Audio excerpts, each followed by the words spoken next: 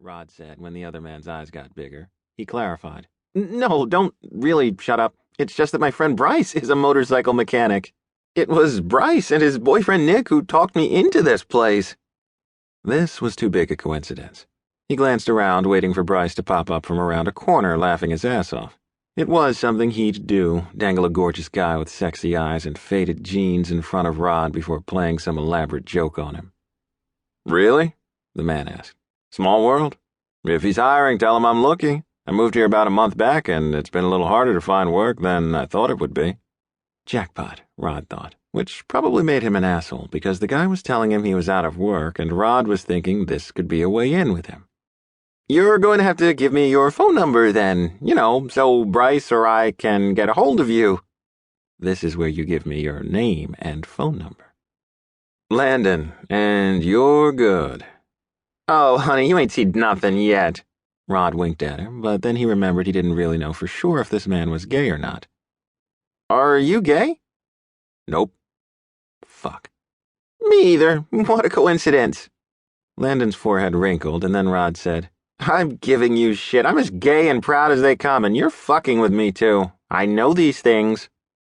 Before Landon could reply, the couple walked up, and Rod wanted to tell them to go away. That wasn't the best way to run a business, so he grinned at them. Landon walked away, and he pretended he didn't want to tell them they were fucking with his game. He rang up their purchase, edible underwear, massage oil, and whipped cream, and they were on their way. Where were we? Rod asked. You were ringing up my order? Damn it, maybe he had been wrong about the guy. He hadn't thought so, but it was a possibility. Either that or Landon just wasn't interested in him. Rod scanned Landon's easy ride, the whole time mentally chastising himself for hitting on a customer. 1065, and listen, I'm sorry about earlier. I didn't mean... Bisexual. Excuse me? I'm bi. Do you hit on customers often?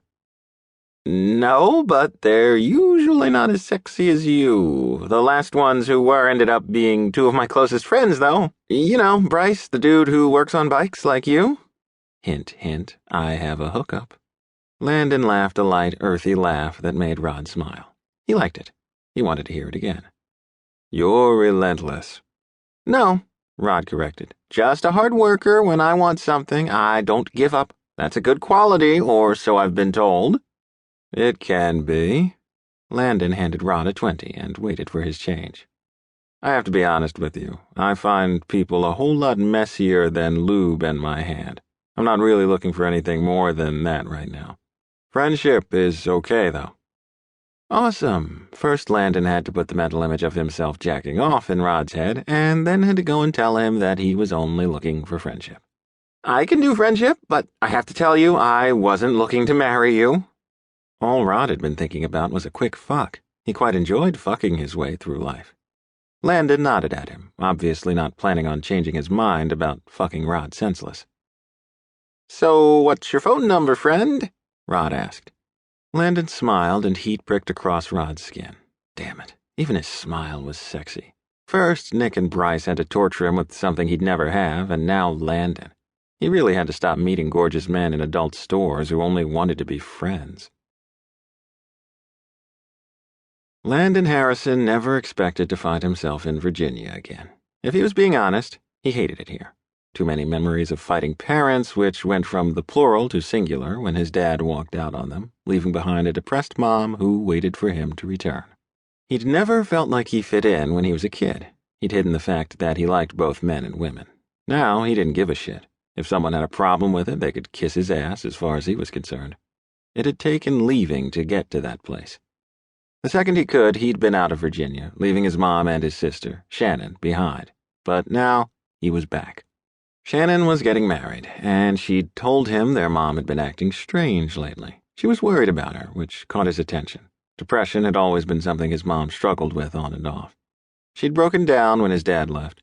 She didn't handle big changes well, and he figured since Shannon had stuck behind when he left, it was his turn to help out. And he was going out of his goddamned mind. Living at home after 12 years away made him feel like he'd stepped into a time machine and woken up as that 18-year-old kid who felt trapped and angry. He was bored. He needed a job, freedom,